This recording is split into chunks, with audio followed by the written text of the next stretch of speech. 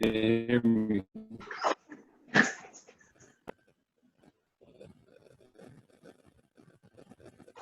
What was that, Lane?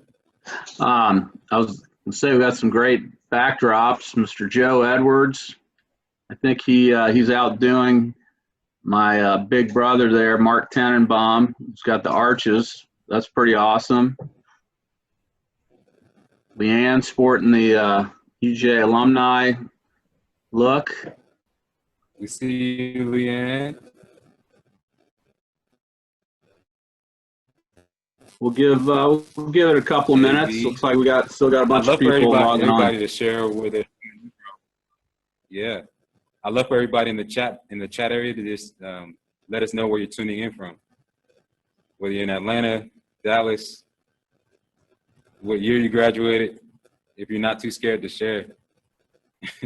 Las Vegas, love it. Las Vegas, nice. San Antonio.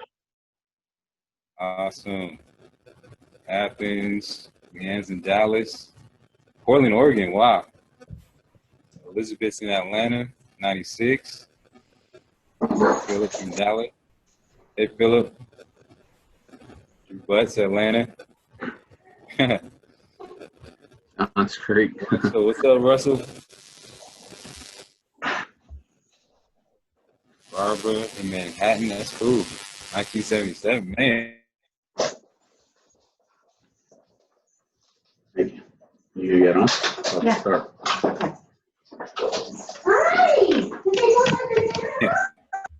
That's awesome. Mark Plano, 1980. Hi, man.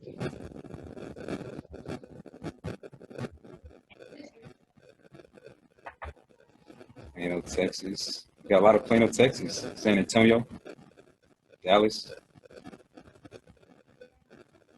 Great. Dallas, 84. So when I come to Dallas, I want to see everybody when I come to Dallas because there's a lot of Dallas people here. We have to throw a big party. Absolutely. Can't wait. All right. I think, we'll still have some people signing on. I think we'll go ahead and get started. Man. Okay, so good evening, fellow dogs, and welcome. My name's Lane Waits, UGA Class of 84. On behalf of the Board of Directors of the DFW Dogs, UGA Alumni Chapter, and the UGA Alumni Association, I'm very excited to welcome everyone to tonight's Zoom event with special guests Rennie, Curran, and Drew Butler. I think we have everybody muted, but if you see that you're not, please do so we can have a smooth event. At the end of the event, we'll have some Q&A time. So please use the Zoom chat if you'd like to ask a question of Rennie or Drew. We'll try and get everyone's questions in. Additionally, I want to inform everyone that this event is being recorded and will be available for viewing later. I'm not really sure how it's going to be available, but we'll get the word out on that. And now I'd like to introduce our two guests of honor. Rennie Curran was a three-time All-American, All-SEC linebacker for the Georgia Bulldogs and permanent team captain from 2007 to 2009. He was a Butkus Award finalist and a Lombardi Award finalist. He was recently inducted into the Gwinnett County Sports Hall of Fame, as well as the Georgia-Florida Game Hall of Fame. All I know from watching Rennie play for the Dogs is the guy never missed a tackle, and he played with exceptional heart and grit like a true junkyard dog.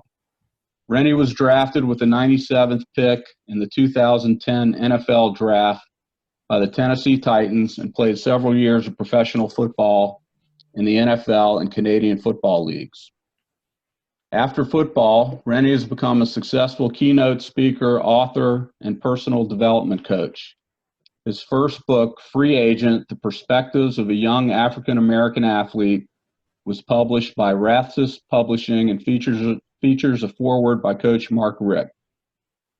Finally, Rennie was also recently recognized by the University of Georgia as one of its annual 40 under 40 honorees.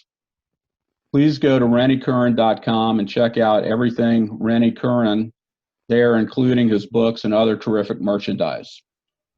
We also have with us tonight Drew Butler, or as he was referred to as a child, Little Butthead. Drew punted for Mark Rick's Dogs from 2007 to 2011.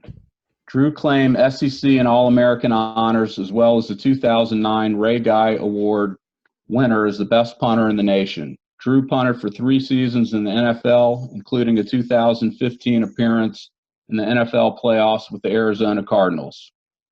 Drew is the co-host and founder of the popular Punt and Pass podcast, which he hosts with fellow former dog great Aaron Murray.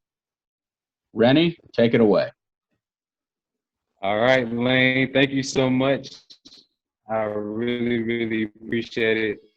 And I apologize in advance if my video is lagging because I'm actually at a high school football game right now, Brookwood versus Aquila, supporting my Broncos.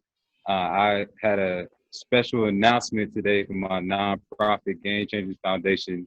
We actually have a partnership with Sport Turf, and we're going to be launching a video series. And so I'm here to announce that special partnership and everything. But first and foremost, got to say thank you to the Bulldog Nation for just taking your time out to be a part of this wonderful event. This was just an idea that me and Lane came up with, a way to just engage and connect with you all. And I reached out to my buddy Drew Butts, and we go way back, like to high school days when before I was even on the University of Georgia's radar. Me and Drew trained together, which most people don't know. We were in the same workout group with a guy by the name of Ryan Golden and Chip Smith. And so we literally have videos from back then in the day when we were both just trying to make it, get our scholarships. I didn't know about his dad, about Kevin Butler and all the history there, but I would soon come to learn about everything and just, the legacy that he's a part of. So I'm very glad to have you on, bro. And, it's an honor just to be a part of the wonderful tradition of University of Georgia. And what I wanted to do, I put together, as a speaker, I wanted to put together just a short presentation, what I'm doing now, and then I'm going to hand it off to you. But so won't be more than 10, 15 minutes, but just wanted to give a quick little recap about my story of going to University of Georgia, the most powerful lessons that I learned. And my hope is that you guys will be able to take something of value that you can take back into your daily lives, into your businesses, that will inspire, empower you, and hopefully educate you as well. So I'm going to share my screen. And so far, are we good? Is my video okay, Lane? Is it lagging a little bit? We good so far? The video, we're not seeing the video. We can hear you, which is good. Okay. Now we're seeing the screen share. Okay, great. And we actually have a note that it says your bandwidth is low. So yeah, we'll fight through it. It's cool. But I guess you're trying to share your screen. It's not coming up right now.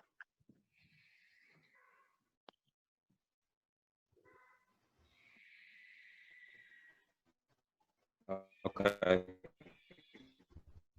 No problem. Well, I will keep it moving for the sake of time. And if you guys lose me, then you lose me. But We lose you, we'll let Drew take over. I'll do the best I can. As long as you guys can hear my voice and see the video. I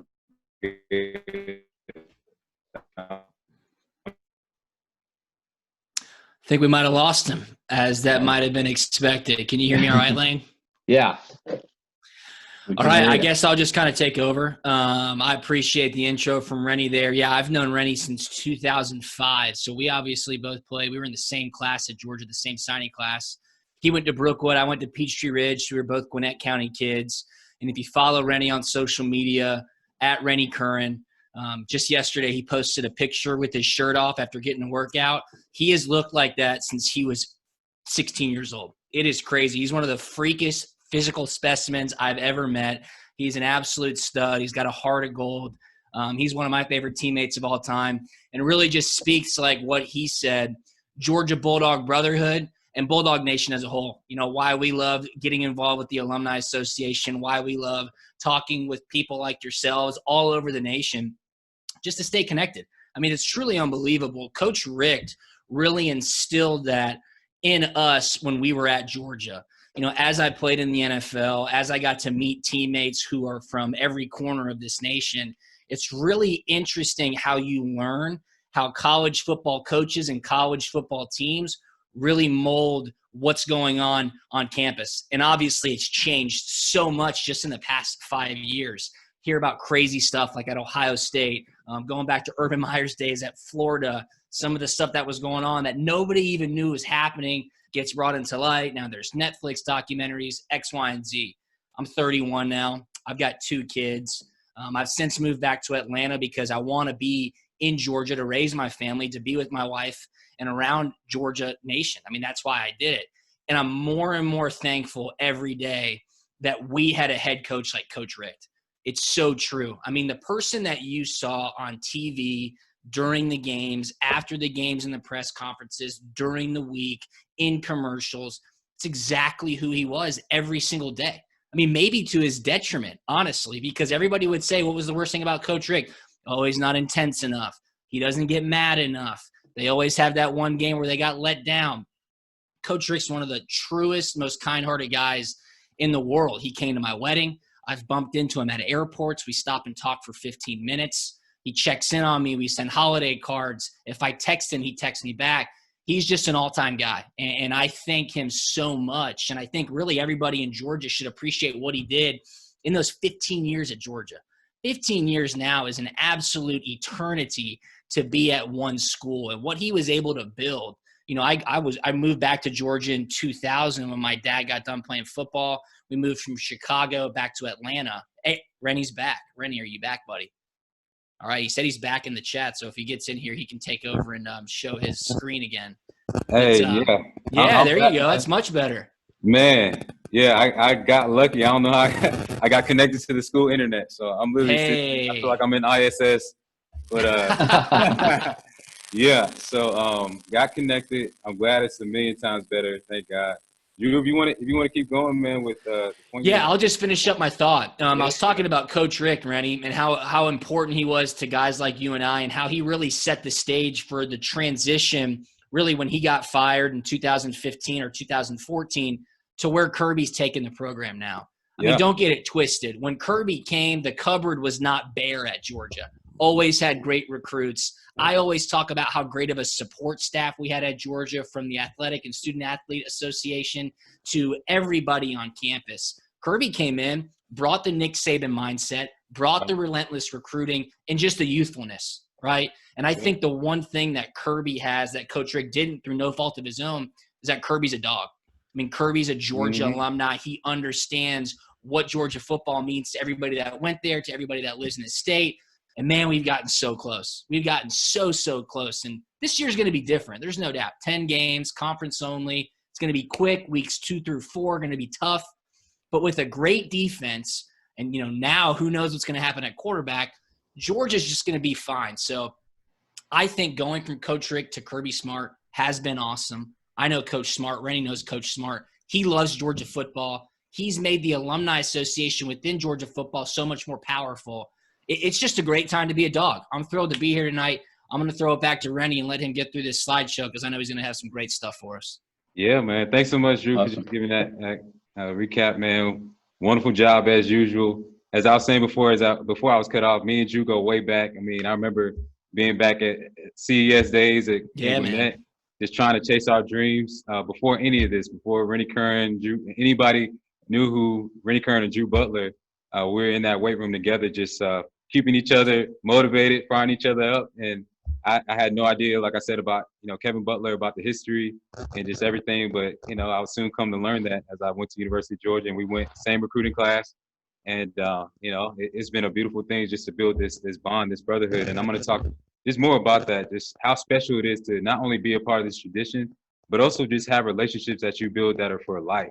Like I know without a doubt, if Drew were to hit me up at any time and he's like, Rennie, I need you, I'm there in a heartbeat. And it's something so special to be a part of. But I put together just a little quick slideshow, just a quick presentation, just to tell you guys a little bit about my journey and tying in just the lessons that I learned from University of Georgia. And these are things that I hope that you can take with you, with your daily life, with everything that we have going on, with all the uncertainty and the challenges. I wanted to just give you guys some motivation as well, beyond just the game of football. So I'm going to share screen with you all. We'll get it going. I'm going to try to make it quick, not talk y'all's heads off. So yeah, first and foremost, as I said before, thank you so much to all the Bulldog Nation for just your support, for Lane, for everybody who helped to put this event together. And I just want to talk about just my story. And I know Drew can relate to this, but we all start with, just humble beginnings. I know, like Drew, I started playing the game of football at 10 years old. That's me, number 39. Back when I played offensive lineman, believe it or not. This is my first year. Brookwood football, I knew absolutely nothing about the game. My parents didn't know either. They're both Liberian immigrants who came here in the 80s with just their hopes and dreams, hardworking, humble people. And I was blessed to be a part of an amazing Little League team. And I believe you were on that the Duluth team back in the day with Hayward and those guys. Yeah, all my boys were. Yep. Yeah. So you guys were like the only team that beat us in Little League. So we literally only lost 6 games out of all the years we played together. So our record was like 61-6. But the most special thing about it was my Little League coach was one of the biggest Georgia fans. Took me to my first game at 10 years old. And that's where the dream first started. I remember sitting at the 50-yard line watching guys like Thomas Davis and David Green, David Pollock. They're all from Snellville. And what I didn't know at that time was the statistics, the numbers that say what the chances are of going from that young kid sitting in those stands to actually wearing the red and black. And between that dream and going, once again, I know Drew and a lot of players can relate to this, but between having that dream as a young child and actually making it reality, there's so many obstacles. There's so many challenges that you face. So first and foremost, like I said, my parents knew absolutely nothing about the game of football. I don't know if you all have ever seen Coming to America, but the part where Eddie Murphy is like at the basketball game and he's cheering, he has no idea what's going on. That was my parents pretty much. That's great. Hit him in the face. Great. Like that was my parents. And so growing up, it took them a while to really get implemented into the culture of football in the South and, Georgia football as a whole. But once they learned, they were the biggest fans. They were telling me what Coach Rick should do and what this person should do and all that good stuff. Moving on from there for my family and we didn't have a lot of money. We really, really struggled as I was going from about the 7th grade all the way throughout. So I had so many people that poured into me during that time. So faced a lot of challenges just at home. The next picture just represents that was my number before I ever got on the field at Brookwood. I was considered undersized for my position. And so really had an uphill battle when it came to the whole recruiting scene. So had to be in the weight room, had to be in the film room, just do everything over and above to really get on Georgia's radar. Next picture just represents the first year that I got to University of Georgia as a freshman. I know you remember that year, Drew, just how hot it was. I mean, it was like record 170 degrees like every day, blistering heat on that turf. And that was a point where I was just like, man, and you can see it in my face. I'm like, man, why did UGA even bring me here? I was not on the field, wasn't a star. I was like scout team at that time. And so I'm just asking myself, man, they didn't redshirt me, but I'm not on the field. I don't know what's going to happen here. And the last picture just represents becoming a free agent. And I tried to have some fun with it, with that sign, jobless, will tackle for pay, but it was really one of the toughest times of my life. And so this just represents just the different challenges you face as an athlete. And I know for a lot of fans, you all watch the games, you see so many things as far as the glamour, right? As far as just the whole excitement of the game, but there are so many challenges and just real life things that happen in between those times. And I was really able to overcome it through a lot of these principles that I'm going to share with you. First thing was just operating at the level of my vision. So this first picture is at CES. This is where me and Drew used to train.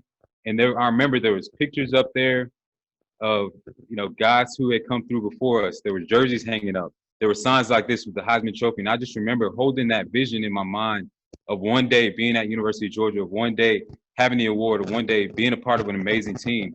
The next picture was just being with Coach Rick and Vince Dooley. Like before I ever got that scholarship, before I ever got on the field, it's holding that vision in my mind of one day being with Coach Rick, somebody who I'd only seen on TV, with my mom celebrating. This is the day that I got drafted. So long before that happened, it was tough. Like I said before, bills, just struggle after struggle. I remember being at UGA, taking out that, having that Pell Grant and taking it, splitting it in half and sending it back to my family.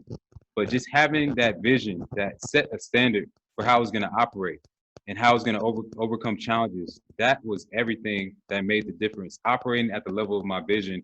And that's one thing I would say to you, whatever challenge that you're facing right now, really hold that vision in your mind. I know times are extremely tough right now. The reality for a lot of us is extremely tough, but as long as you're operating at the level of your vision, asking yourself, where you're going to be at 5 years, 10 years from now, it makes an amazing difference.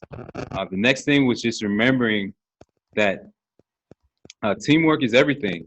I think so much about my experiences as a dog and just how having the team, the right guys around me, positive guys who worked hard, was everything. It made the biggest difference in my life. There would be no Rennie Curran, there would be no Drew Butler if it weren't for guys like Donnell Ellaby and Rashad Jones and Geno Atkins and just so many players. And the beautiful thing about our team is that we all came from such different backgrounds, right? Some guys, you got like Drew. I call Drew and Stafford the country club kids. grew up playing golf. And then, you got Donnell, who's one of the hard asses, just from a tough background. Then you got Ben over here, number 60, who Ben Jones he was from somewhere in the country, somewhere, I think, Mississippi or something like that. Used to eat grass and just all kinds of stuff. Then you got AJ Green, who's as quiet as a mouse, but just has ridiculous focus. Geno Atkins, a guy who's just strong as a brick. I mean, we had so many different personalities, so many different backgrounds, socioeconomic statuses, single parent household, parents together. I mean, and it was just beautiful how we came together. And I say this all the time, but I just imagine what the world would be like if they had some of the experiences that we had as teammates, just having to fight together, bleeding together, sweat together. It really, it makes such a big difference. And I believe that the world will be a better place if they had a lot of experiences that we had to just bond as brothers, regardless of race, regardless of anything going on. We see what's going on in the world right now. It's extremely tough. There's so many challenges that we still have to face as a country, as a society. But I believe that the more that we can come together, have shared experiences, where we fight together, we see each other as teammates, it makes such a big difference. So that's another thing that one of the biggest lessons I took away from just being at University of Georgia, that team is everything. The next thing, besides that, was just the reality of the situation. I'm going to go back, and this picture really represents, just all the guys that came in, right? We had such an amazing class. You got Caleb King, who was the #1 running back in the nation. I don't know if you guys see Drew Butts down there, but Wow. Looking completely different. Got Clinton Bowling, Ben Harden, who else we got? Charles White, Chris Little, Neelan Ball. You all probably forgotten half these guys. These were kids, man. We're all 18 years old in these pictures, 17, 18 years old, all with our hopes and dreams, and just hoping to make it to University of Georgia, hopefully make it to the NFL. We're pouring our hearts and our souls into this platform, into making it to the next level, doing everything that we can to achieve our dreams and help our families. And this is how many of us actually made it to the next level, right? So 5 of us out of all those faces that you saw actually made it. And then this is how many are actually playing to this day. One person, Justin Houston. And so when I think about that, and I think back about those statistics, right? And just how most of us only have 2 to 4 years that we actually have a career. So you really can't even call it a career, right? Because it's so short-lived. When I think about that aspect, I really think about the fact that football is just a vehicle. It's not your identity. And that's one of the greatest things I learned. It wasn't just about making plays. It wasn't just about the game. It was about so many things. Each one of these pictures represents just something different. The first one represents the relationship that you make, the brotherhood that you build on the game, playing the game, going through those tough days in training camp, going through those experiences on the field where you have to play for the guy next to you, the relationships that you build. The next picture represents the relationships that I was able to make through the game. The training is the third picture, the mental toughness that you build, the transferable skills. Like in this next picture at the bottom left, doing the interviews. I mean, that's something that I never used to think about, but doing interview after interview, how you're building that skill of public speaking. And now, Drew has that same experience now where he's doing the podcast and he's interviewing and anchoring. A lot of it started here. And then also just the relationships with the fans, which is what that middle picture represents as well. And then the last picture, the bottom right, represents just the community impact. And so through all of these experiences, through the game is what I was able to use and what I've been able to leverage to now become an author, a speaker, a coach, a mentor, and really pour into my child as well. And so that to me is the most powerful part of my experience at University of Georgia, playing the game of football, is being able to leverage your platform as an athlete to do so much more and to really stay connected to you all. And that's why I'm so honored to be here on this call with you all today. It's just been such a beautiful thing to experience and to, like I said, have a lifelong bond with my brother, Drew Butler, and so many other athletes. And I'm so excited for the future. And now one of my main goals is to help the next generation of athletes, the next generation of Bulldogs, to really take their life, their business, their careers to the next level. And that's what I'm so fired up about. So just to recap, just the lessons that I hope you can take away from this is to operate at the level of your vision. No matter where you are right now in life, no matter how tough it is, really picture yourself and where you want to be and use that as a standard of how you approach life. If you want to be a leader, a CEO, if you want to make it to that next level, really use your vision and not your current reality to set the tone for where you're going. Next thing, remember, teamwork is everything. Remember to surround yourself with the right people.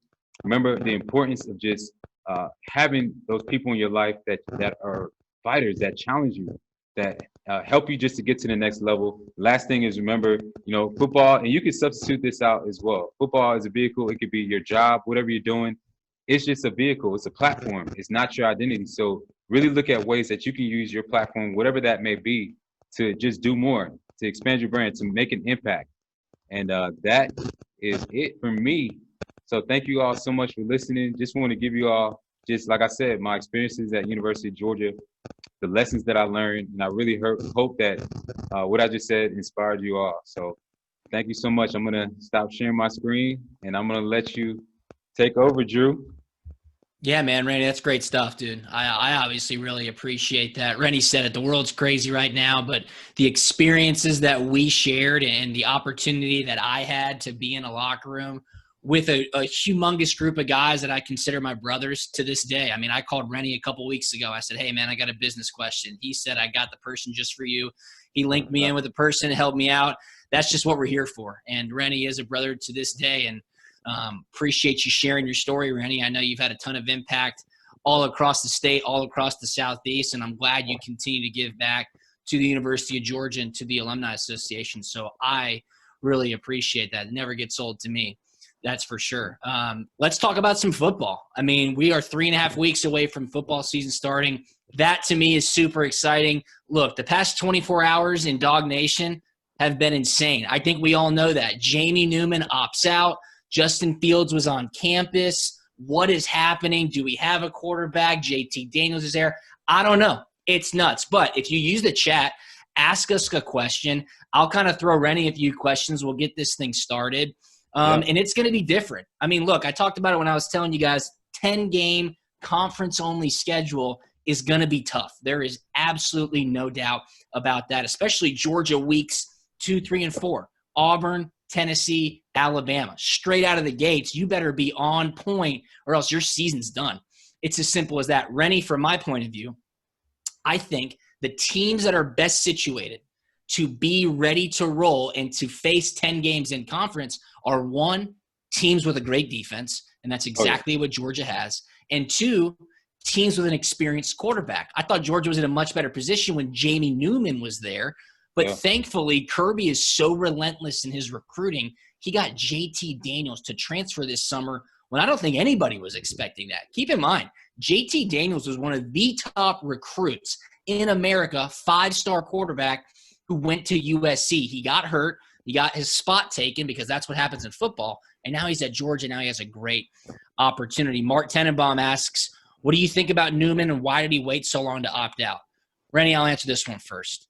Yeah. I talked about this today with Aaron Murray on our podcast. Go download it at Punt and Pass podcast, wherever you listen to podcasts. And Aaron, being an all-time quarterback, SEC's all-time leader, Georgia's all-time leader, he said it pretty simply. He said, and this isn't a judgment, it's kind of weird, the timing, because it doesn't seem like he did it for COVID-related reasons.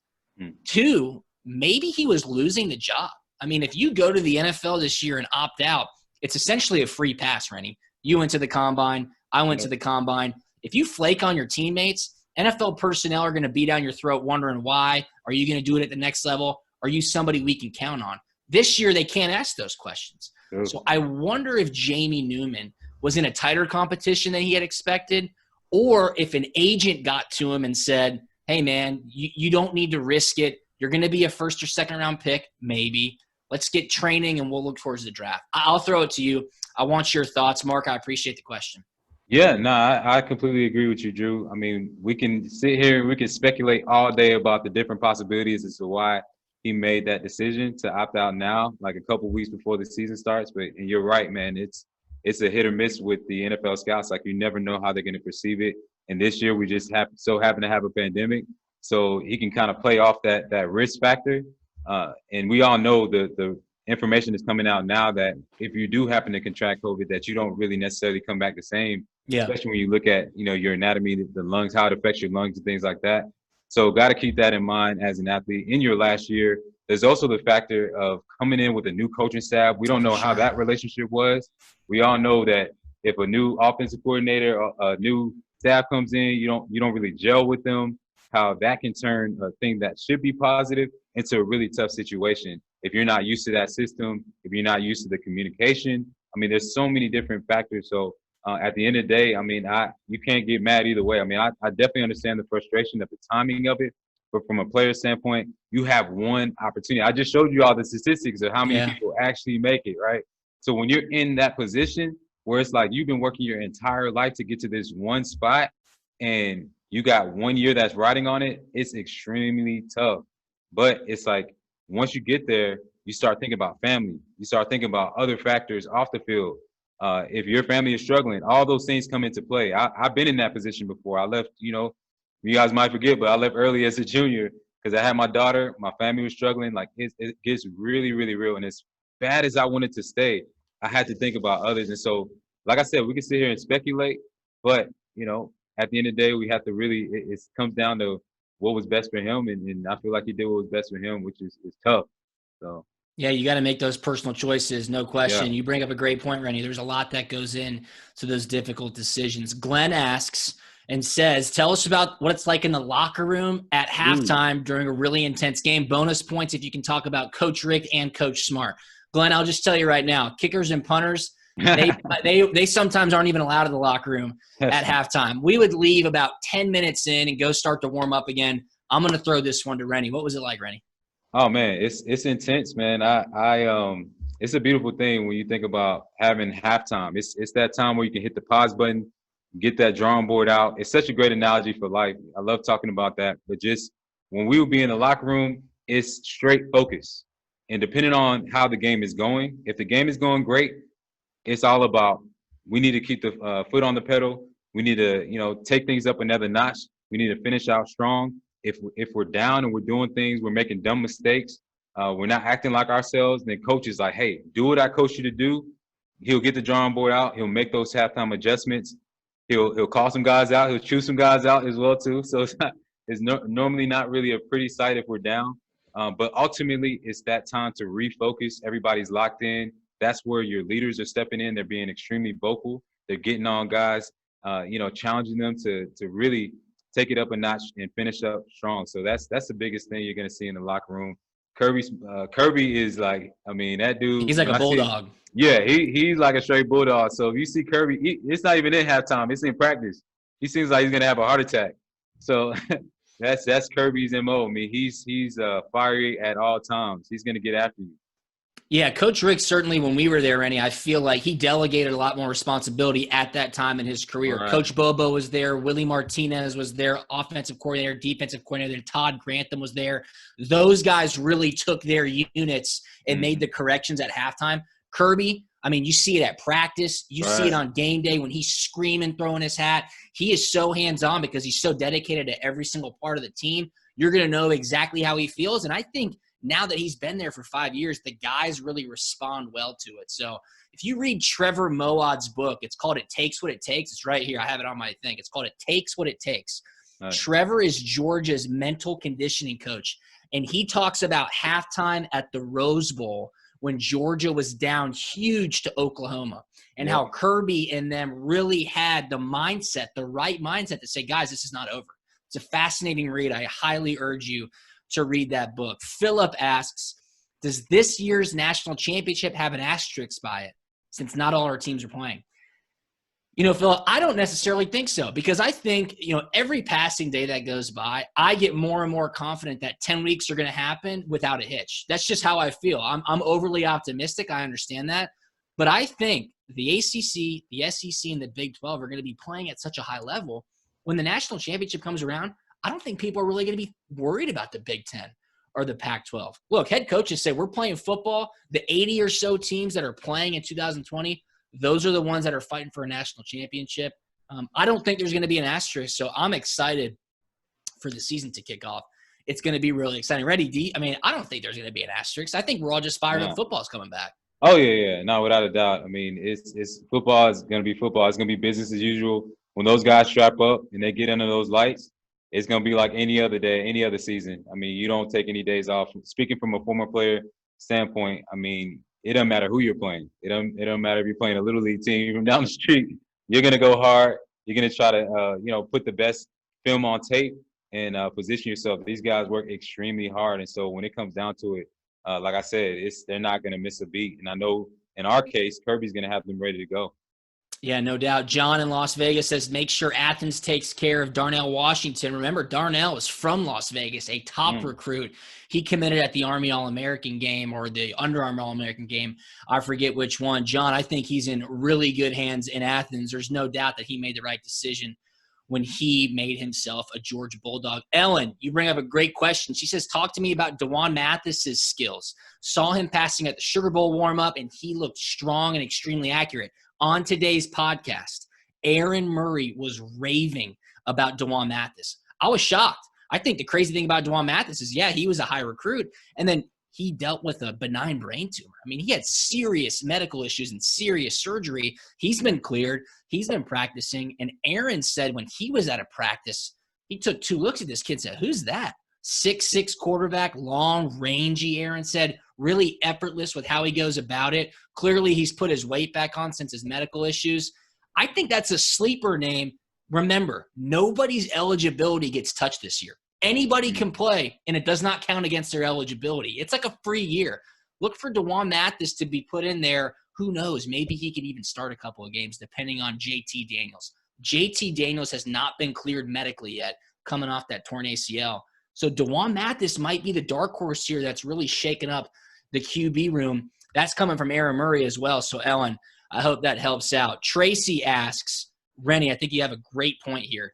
Do you think the limited capacity crowd participation will negatively affect the game? Do players care about this or not? I mean, on defense, Rennie, I'm going to throw it to you. It's one of the biggest things. You pump the crowd up. You got 93,000 in Sanford going crazy. That's a huge advantage. Not going to happen this year. Yeah, I mean, that's definitely going to be tough. I got to be honest with that. That was one of my favorite parts, was just getting the crowd pumped up, hearing the crowd go, ooh, after a big hit. There's nothing like it. I mean, that's one of the most special things about being in Athens, especially if it's a night game and all those things. You just get so fired up and feeding off the energy of the crowd. And so I'm not going to lie, with that limited capacity, it may kind of feel like a scrimmage game. I've never really been in that situation besides G-Day. But at the same time, when you get in a zone, it doesn't matter who's in the stand. You almost zone out. It can be 190, 100, 200,000 people, and the whole place goes quiet. Like, you literally don't even see the fans. It becomes like a whole sea of just like nothingness, and you're just focused on making that play. So I believe like once the game starts, once they get into that the action of the game, it won't really make a difference. Isn't that weird, Rennie? I mean, you bring up a fantastic point. When it's so loud inside Sanford Stadium, you don't hear it. You can hear your teammates talking. You can communicate with people, but it's like a white noise type situation where it's not affecting how loud or how quiet it may be. From a kicker standpoint, I don't know what it's going to be like because like you said, you run out there, it's either boos or cheers, and you just block it out subconsciously. With it being so quiet and you're going to hear people talking trash to you across the scrimmage line, that's going to be totally different. So I'll be interested to see how that affects the game. Brad says he agrees that Coach Richt and the 2000s team set the table for Kirby's success and Georgia's recent success. He wants us to share our favorite Coach Richt story that maybe nobody's ever heard. What's your favorite Coach Richt story? Ooh, dang. Huh. That's He's got some good ones. You know, football-wise or maybe not football-wise, you know, I was talking about the kind of man Coach Richt is. He used to do a really cool thing during camp. You know, fall camp's brutal, not for kickers and punters. I was thinking about that. But for guys like Rennie who are bashing their heads in every day, we used to do this thing called the hot seat. And there would be an opportunity every night of fall camp. They'd put a conference room chair in the middle of the team meeting room. You got 120 guys in there. And it was a free-for-all for guys to say whatever they wanted. Free pass. You'd have seniors getting up there, breaking down, crying. You'd have guys who were in their third or fourth year who have gone through a really hard time, telling about their family's history. Coach Richt would get up there one night and spill his heart. Really powerful, meaningful stuff. That's the kind of stuff Coach Richt would do. That's what made him so successful. That's really one of my favorite things, not on the football field. Rennie, what you think? Yeah, I mean, that was definitely special, man. The hot seat was something I still try to implement to this day. I mean, it's such a special thing, just creating moments of vulnerability, honesty, and just building camaraderie. I think if companies did that, you know, their culture would be amazing, in my opinion. But one of the things that he did that was special to me was all those moments where he used to, like, we would think we're going for like a 2-day practice, and then he would be like, "Hey, we're going to the Ramsey." Oh yeah, go pool, swimming pool. Oh, that was the best. Yeah. Or we go to a movie and watch a special movie. Just those moments of bonding that weren't necessarily on the football field, but where he would just surprise us and we'd do something just to bond and just to build that morale and just really come close together. It was awesome, man. Never forget those moments. Yeah, no doubt. Thanks for that question, Brad. Lane says Kirby wants our D to be a no-name defense. He said that repeatedly, so is defensive coordinator Dan Lanning. Lane says we're loaded with 4- and 5-star talent. That's obvious. Who are 2 or 3 guys on defense we should keep an eye on? I love Azeez Ojulari. Oh, man. Azeez Ojulari is an absolute beast. And, you know, last year I was at a practice, and Monty Rice walked by me. He looks like an NFL linebacker. He is tall. He is long. He is big. These guys, Rennie, I don't know if I'm just jaded, but that defense, I walk up to practice, like I said, this is an NFL football team. It's crazy. I would say Monty Rice and Azeez Ojulari for me. What about you, Rennie? Yeah, I mean, I gotta bring up Nakobe Dean. Yeah, Azeez is definitely. I mean, he's one of my guys. He's always been my guy. Just from the first time I saw a snap, just seeing his get off, how quick it was, and how instinctive he was. Nakobe Dean is a guy that I feel like has a lot to prove this year. He's stepping in, and I think he's gonna have a productive year, along with Monty Rice as well. I'm expecting big things out of them. And our defensive line as a whole, I mean, I think they got a whole lot to prove as well. And they're going to do some big things, just holding things down and buy our offense some time while I believe they get things figured out and get that momentum built. Yeah, I mean, this isn't necessarily somebody to watch out for, but I think somebody to really appreciate in 2020 is going to be Richard LeCount. You know, Richard came back. This is his senior year. He is a leader. He's one of Kirby's first commitments, first recruits. I think having somebody like that on defense is just going to provide huge dividends throughout the season because who knows what this season is going to look like. To have that type of leadership on defense is going to be big time. And Lane, keep in mind, the no-name D narrative, that's just Kirby and coach speak. I mean, these guys know how good they are. They just want them to kind of reel it in because they haven't touched the field yet. They don't want to make sure they're reading their press clippings. I don't mind it, though. As long as they perform, that's certainly the way to go. Kibo says, do you believe that we need to upgrade the philosophy that Georgia is running back you versus becoming more pass-heavy to get a national championship? You know what? Kirby's exhausting. all avenues. There's no doubt about it. Nobody was happy with James Coley a year ago. Kirby made the change. Fromm leaves. He brings in Jamie Newman. Jamie Newman opts out. You got JT Daniels. Look, Todd Monken has proven that he can have an explosive offense. He's done it at the college level. He's done it at the NFL level as well. I've been saying this since the spring. For the first time in a long time, I think Georgia fans can sit back and say, you know what? I'm looking at the roster. It's up to the coaches. If the coaches can't put these players in the position to play fast, to execute, and to have fun, then they're not doing their job, because this roster is absolutely loaded. And when you put coaches like Todd Monken with the talent that they have on offense, man, it's time to go. I'm sorry to be frank, but you better put these guys in positions for them to be able to make plays. I'm looking for big things from Georgia this year. What about you, Rennie?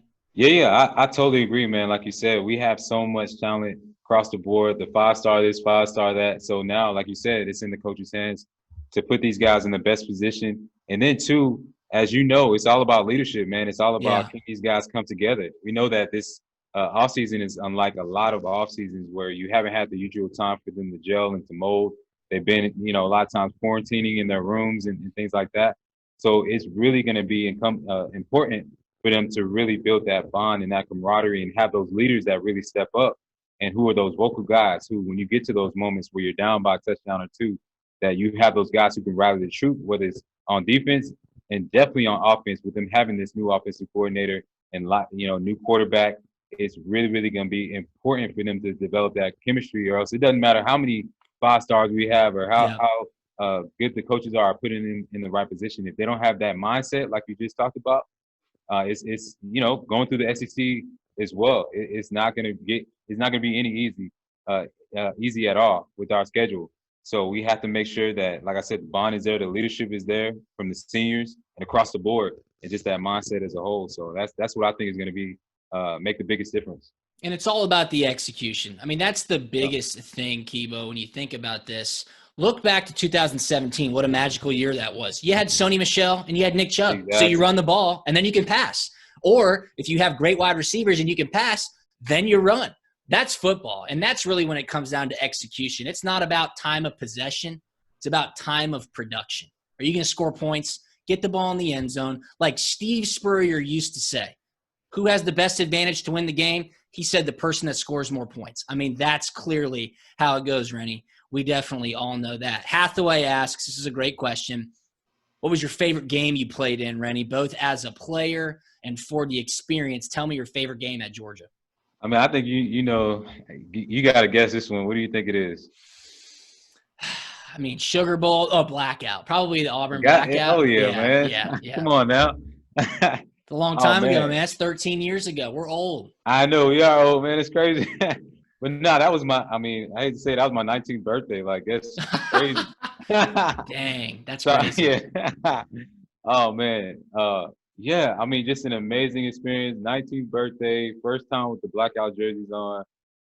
Laid Brad Lester out, knocked him off his ass. He still tries to say to this day that he tripped over an offensive lineman. I'm like, nah, bro, you got laid out. That's great. Nah, just an amazing experience. Downtown Athens was just jumping afterwards. Yeah, it was. And how old were you, Rennie? 19? I know, yeah. Downtown Athens? Athens? I was 19. Okay. Nah, but it was a great time, man. Just a great experience. That was I don't know if you remember, but time in our season where we really started to build that momentum and and got that swag, man, and just started taking things to another level as a team, and just really started to gel and start to build that bond like I just talked about before. So that's what made it special too. And I remember the Soulja Boy song was hot at that time, and so we're all dancing, just having fun, man. The way the game should be played, and just flying around and making plays. Yeah, there's no question. I think you ask any fan, that's a top 5 game in Sanford Stadium history, I think. And Rennie, that was a great game to be a part of. For me, 2011 was a crazy year. 2010, Georgia went 6-7. We lost to Central Florida in the Liberty Bowl. Not good times. 2011, we start off 0-2. We lost to Boise State and South Carolina back-to-back. People were talking about Coach Rick maybe getting fired. I mean, that was not fun. That was my senior season. a very memorable game for me was at Tennessee in 2011. We beat Tennessee. It was Coach Rick's 100th victory at Georgia. That was a lot of fun. I remember the senior class had a great moment with him after the game. We ended up winning 10 games straight that year. We won the SEC East. We got back to the SEC championship. That was a special moment. That 2011 team was definitely special. Then we all left, and, of course, 2012, they should have won the SEC championship against Bama. They should have won the national championship. We all know that by now. We definitely all know that by now. Rennie, Phillip asks, who is the biggest trash talker you played with or against? Anything safe to repeat here in this Zoom meeting? Ooh, man. Let's see. Biggest trash talker I played against. I could not stand this guy. And unfortunately, he passed away. Aaron Hernandez. Oh, yeah. Yeah. That guy. I wanted to knock his block off like so many times. Yeah, he was the biggest one. I'm not gonna repeat. I mean, a lot of curse words, obviously. Probably no need to repeat what he was saying. Yeah, no, I'm not gonna say. Not gonna repeat things he said or that we said to each other because I was a part of it too. I'm not gonna act innocent, but when you're on that field, it's like war, and so you can say whatever you can. I mean, we used to go at it. The Pouncey twins, I remember punching one of them in the throat because they were holding me. Like it was some good times. I said that who's the biggest trash talker we played? Ben Jones was pretty bad. I was gonna say No Sean. No Sean used to get pretty mouthy. Rashad never used to shut up. Rashad Jones. Yeah, Rashad Jones, and he's still doing well in the league. Yeah, it's crazy. Oh, yeah. I mean, you look back, and I know you showed that slide, how many guys that we played with who did make it to the league. A lot of funny personalities, a lot of really, really just great personalities for sure. So that's definitely a good memory, no doubt. Elizabeth asks and says, UGA's facilities have been updated and upgraded so much in recent years. What aspects of those facilities do you think are most appealing to recruits? That's a great question. I mean, keep in mind, Rennie and I's freshman year was 2007. If you put the 2007 Butts-Mehre building next to the 2020 Butts-Mehre building, you wouldn't even know where you are. It is so different. What they have done is fantastic. And keep in mind, you're able to make those upgrades when you win a lot of football games. Mm-hmm. That's exactly what's happening. And it's great. It's a recruiting arms race. You know, that indoor facility is absolutely brilliant. The meeting rooms are fantastic. The new weight room, Rennie, is unbelievable. And if y'all have seen the renderings for what they're constructing now, I mean, Georgia's going to have one of the top facilities in the nation, as they should. All that stuff plays into the recruiting pitch. And they used to pitch us in 2007, Rennie, what they have now in 2020. That's exactly. A fact. Yeah, that's a fact. Yeah. I mean, I was part of the leadership council that put together the plans for this new building. So it's pretty crazy just to walk through and see everything that we're kind of discussing at the time that I was there. But yeah, like you said, Drew, all the different aspects, whether it's the stadium, whether it's the indoor facility, I mean, even the training room. Golly, we got everything. Ron never used to let us use he never even wanted to talk about a hyperbaric chamber or anything like that. And now we used to have to beg for new pairs of socks. I mean, that's a fact. It's like ISIS-STEM, everything. And now they got the what's it, cryo chamber, everything. They got it all. Yeah, they got it all. And it's amazing to see. Like you said, it's an arms race. This is the nature of the beast of college athletics. It's who has the best facilities. And honestly, when you're a recruit, beyond just the facilities, it's really about the atmosphere. It's about the culture, and that's one of the things that draws you in to wanting to be a Bulldog. Is when you go through that, or not even go through it, but you just witness the dog walk, right? You just feel the vibe and the energy of just that hearing the horn at kickoff and just the cheers and everything. It just sends chills down your spine. And now we got the lighting and all the effects that go into the game. I mean, it's an amazing experience. That's all you can call it. It's not a game, it's an experience.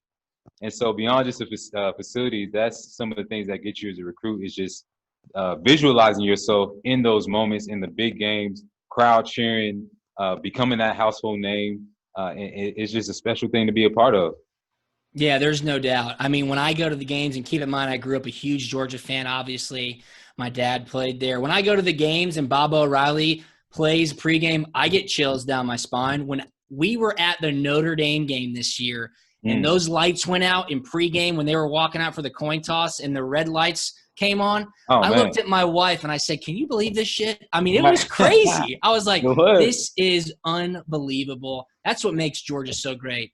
There's no doubt about it. Kibo says that 2013 LSU game was a top 5 game. That's for sure. Unbelievable victory and a great touchdown pass by my boy, Aaron Murray. Tracy asks, Rennie, what's the prediction for the SEC championship?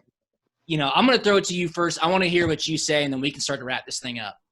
Man, I believe we're gonna make it somehow, some way. I don't know who we're gonna be playing against, but you got more inside scoop on that stuff. But I believe we're gonna find a way to get it done. I trust in Kirby and just the decisions that he'll make. I'm sure he's probably in the film room right now, or somewhere just discussing with coaches just different decisions that need to be made, adjustments that need to happen, and they're gonna figure it out. Yeah, there's no doubt. I think in the West, for whatever reason, people aren't talking about Alabama a lot. Alabama's returning so much. Mac Jones had a great end to his season taking over for Tua when he got hurt, and their defense is absolutely loaded. I would expect Alabama to be a team that could really navigate this 10-game conference-only schedule, expect them to make it to Atlanta. And I got to go with Georgia. I really do. You look at the media hype for Florida, and I just don't – I don't get it. I really don't get it for 2 reasons. One, everybody's so high on Kyle Trask. Yes, he's a good quarterback. Kyle Trask was benched last year behind Felipe Franks, who is terrible. I don't know if that's a Dan Mullen thing. I don't know if Kyle Trask was playing bad and then is just a gamer. I don't know. But the bigger reason is that Dan Mullen has never, ever had success against Kirby Smart. It's crazy. When Dan Mullen was the head coach at Mississippi State and Kirby was the D coordinator at Alabama, they used to whoop him every year. Then Kirby came to become the head coach at Georgia. Dan Mullen was still the head coach at Mississippi State. There was a huge game in Athens in 2017, and Georgia beat Mississippi State 31-3. And now, with Mullen at Florida and Kirby still at Georgia, he still can't get over the hump. Those things are real. Rennie and I lived it. Coach Rick had a tough time with Steve Spurrier and had a really tough time with Urban Meyer. It happens in the NFL as well. I'm not buying the Florida hype until they beat Georgia, and I don't see it happening this year. I'll take Georgia back in the SEC championship. And the best thing about Kirby's teams in the 5 years since he's been there is they are so much better later in the season than they are early in the season. That's a great characteristic to have. These guys learn to play better together throughout the season. They get momentum. They finish strong. Georgia's in for a really good year. Yvette asks for the name of the book one more time, called It Takes What It Takes. It's on Amazon. You can get it anywhere. It's a fantastic book. So I think that about does it for me, Rennie. Guys, obviously follow Rennie on social media at RennieCurran53, RennieCurran.com. He does fantastic work all throughout the year. Follow me as well. I'm at Drew Butler. Our podcast is at Punt and Pass, puntandpass.com. It's got our YouTube page, a merch page, a blog where I kind of spit out my thoughts. It's just a great place to bookmark throughout college football season. Check out what's going on, puntandpass.com. Lane, I'll throw it back to you, my man. Everybody, go Dogs. I'm going to get myself a cocktail. Thank you. Okay. Drew and Rennie, thank you so much for giving your time. We appreciate it. Like Drew said, check out Rennie's website. Listen to the podcast. It's awesome. You'll love it. Again, thank you guys so much for sharing your time with us. You know, when we root for guys like you on the field, in our mind, we know you're good guys because you're Georgia Bulldogs, and we really know what good guys you are, and we're proud of you guys, what you've accomplished, you know, far and beyond what you did on the football field. We'd love to host you guys in Dallas when all this COVID stuff is over. We'd love to do that. There. And party at Lane's house. Yeah, man, let's do it. Let's go. Yeah, let's do it. So yeah, that would be great. And just want to thank everybody for joining us, and wish everybody a good night, and go Dogs. Beat Arkansas. All right, go Dogs. Thanks, y'all. Thank you, Rennie. Later. All right, thanks, bro. Give him a thumbs up. Oh, you want to? Bye, Lane. That was great. Bye, everybody. Did you hear Cheryl? Hi, Cheryl. I heard her in the background say that was There she great. is. I'm not.